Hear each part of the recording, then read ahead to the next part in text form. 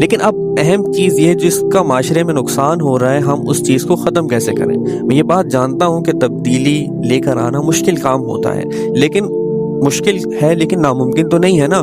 تو ہم اس رسم کو کیسے ختم کر سکتے ہیں، اس کے لیے میں آپ کو کچھ پوائنٹس بتاتا ہوں۔ دیکھیں، سب سے پہلا پوائنٹ یہ ہے کہ ہمیں اپنی سوچ بدلنی ہوگی۔ انفرادی طور پر ہر شخص اپنی سوچ کو تبدیل کرے اور وہ یہ کہے کہ میں اپنے گھر سے تبدیلی لے کر آؤں گا۔ میں اپنی بیٹی کی شادی کروں گا تو میں جہیز نہیں دوں گا، اور جب میں اپنے بیٹے کی شادی کروں گا تب میں جہیز نہیں لوں گا۔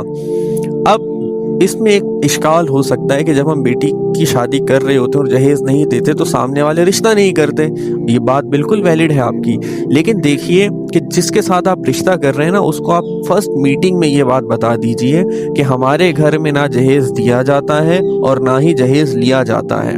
جب یہ میسج آپ دوسروں تک پہنچائیں گے تو ان کے ذہن میں ایک بات بیٹھ جائے گی کہ یہ لوگ نہ جہیز دیتے ہیں اور نہ جہیز لیتے ہیں۔ جب لیتے نہیں ہیں تو دیں گے کیوں؟ ٹھیک ہے، بیٹے کی شادی میں ہم نہیں لے رہے اور بیٹی کی شادی میں ہم نہیں دے رہے، تو انفرادی طور پر ہمیں خود اپنے آپ کو تبدیل کرنا چاہیے۔ اور وہ لڑکے جو اس وقت شادی کے قابل ہو چکے ہیں ماشاءاللہ سے، تو وہ شادی اس بیس پہ کریں۔ وہ شادی کی پہلی شرط یہ رکھیں، کہ میں جہیز نہیں لوں گا۔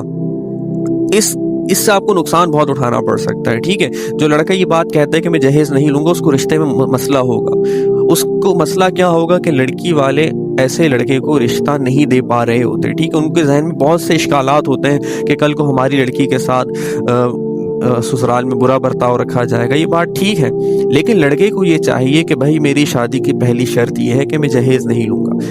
اگر لڑکے کو شکایت ہوتی کہ لڑکی والے میری بات نہیں مانیں گے، کوئی مسئلہ نہیں ہے، کہیں اور کوشش کریں۔ کہیں نہ کہیں ایسا ضرور ہوگا، اگر پھر بھی نہیں ہو رہا تو غریب گھرانوں کی طرف جائے۔ ٹھیک ہے، وہ شادی کی شرط یہ رکھے اور اس شرط پر وہ بالکل کمپرومائز نہ کرے، کیونکہ دیکھیں جب انسان کی زندگی میں کوئی ویژن ہوتا ہے نا، تو اس ویژن کی خاطر اس کو بہت سی قربانیاں دینی پڑتی ہیں۔ تو ظاہر ہے وہ قربانی تو دے رہا ہے، لیکن اس کا ویژن ہے، اور وہ ویژن کس لیے رکھا ہے؟ اس نے اللہ تعالیٰ کے لیے رکھا ہے کہ میں اس معاشرے کے اندر ایک مثبت تبدیلی لے کر آؤں۔ اب دوسرا پوائنٹ یہ ہے جہیز کی رسم کو ختم کرنے کا، وہ ہے سادگی کو فروغ دیں۔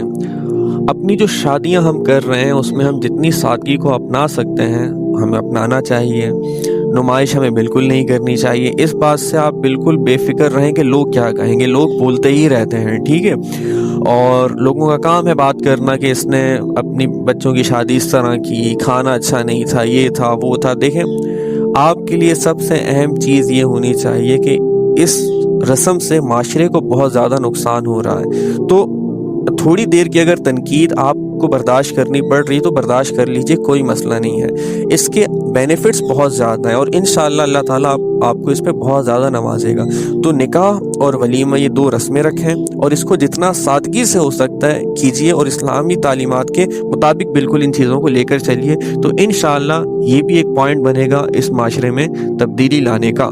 تیسرا پوائنٹ اس کے اوپر یہ ہے، وہ ہے کہ مذہبی رہنماؤں کو اس میں اہم کردار ادا کرنا چاہیے۔ وہ کس طریقے سے کر سکتے ہیں؟ دیکھیں، مذہبی رہنماؤں کو بہت لوگ سنتے ہیں جمعے کے خطبے میں، جمعے کے بیان میں، اس کے علاوہ اور بہت سے بیانات ہو رہے ہوتے ہیں، تو اس میں ان کو بہت زیادہ آواز اٹھانی چاہیے اس رسم کے خلاف، اور اپنے جو ان کے سننے والے ہیں، فالوورز ہیں، ان کو کہنا چاہیے ہر عالم کے اوپر۔ مجھے لگتا ہے کہ یہ واجب ہے، فرض ہے کہ وہ یہ بات کہیں کہ دیکھیں اس رسم سے بہت زیادہ نقصانات ہو رہے ہیں ہمارے اس معاشرے کو، اس رسم کو ختم کیا جائے۔ اس مہنگائی کے دور میں جب لوگوں کے لیے کھانے پینے کی اتنی مشکلات ہیں، وہ اپنی بیٹی کے لیے جہیز کہاں سے لے کے آئیں گے؟ اور اگر دیکھیں یہ سب مسائل نہ بھی ہوں، پھر بھی یہ رسم جو ہے یہ ایک ایسی رسم ہے جو غیر مسلموں سے ہمارے اندر آئی ہے، تو ہمیں اس رسم کو ختم کرنا چاہیے۔ اور اسی کے ساتھ اس پر جو چوتھا پوائنٹ ہے وہ یہ ہے کہ قانونی کوئی کارروائی کی جائے، یعنی کوئی قانون ایسا بنایا جائے اور اس کے اوپر امپلیمنٹ کیا جائے کہ ایسے گھرانے جو جہیز لیتے ہیں یا جہیز دیتے ہیں ان کے خلاف کوئی قانونی کارروائی کی جائے گی۔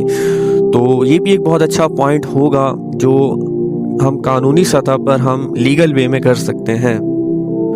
اب ایک اور اس پہ پوائنٹ یہ ہے کہ مثالی کردار قائم کریں۔ ایسے لوگ بہت سے ہیں ہمارے معاشرے میں جو نہ جہیز لیتے ہیں نہ ہی جہیز دیتے ہیں۔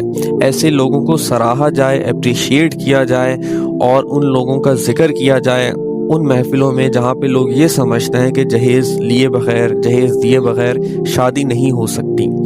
تو ہم ایسے لوگوں کو دیکھیں ہمارے معاشرے میں ہوتے ہیں، ان کو جتنا زیادہ ہم اپریشیٹ کر سکتے ہیں کریں، اور ان کے بارے میں لوگوں کو بتائیں کہ دیکھو انہوں نے بھی تو کی نا ایسا، جب وہ کر سکتے ہیں تو ہم کیوں نہیں کر سکتے۔ اور اس پہ آخری پوائنٹ یہ ہے، وہ ہے رشتے کا معیار۔ دیکھیں رشتہ بناتے وقت کبھی بھی یہ نہ دیکھیں کہ آپ جس گھرانے میں شادی کر رہے ہیں وہ فائنینشلی کتنے اسٹرانگ ہیں، وہ امیر ہیں غریب ہیں، یہ سب چیزیں نہیں دیکھی جاتی۔ نہ ہی یہ دیکھا جاتا ہے کہ وہ آپ کو کیا کچھ دے سکتے ہیں، یہ سب چیزیں اہم نہیں ہوتی۔ اہم یہ ہوتا ہے ان کی دینداری، ان کے آپس میں تعلقات، ان کی تعلیم اور شعور، اور وہ کس طریقے سے آپس میں رہتے ہیں، یہ سب چیزیں معنی رکھتی ہیں۔ اور انسان جو شادی کرتا ہے اس کا مقصد ہی صرف یہ ہوتا ہے کہ اس کی زندگی میں ایک سکون آئے، تو سکون کے لیے شادی کی جاتی ہے، لیکن ہم اس کی شروعات ہی ایک ٹینشن سے کر دیتے ہیں۔ تو آپ مجھے یہ بتائیے کہ اس سے آنے والی جو ہماری زندگی ہوتی ہے شادی کے بعد کی، اس میں سکون کیسے آئے گا؟ تو رشتے بناتے وقت ان چیزوں کا دھیان رکھیں کہ جس سے میں شادی کر رہا ہوں، جس گھرانے سے میں رشتہ جوڑ رہا ہوں، وہ لوگ کس طرح کے ہیں۔ اس بات کو آپ بالکل سائڈ پہ رکھیے کہ وہ امیر ہیں یا پھر غریب۔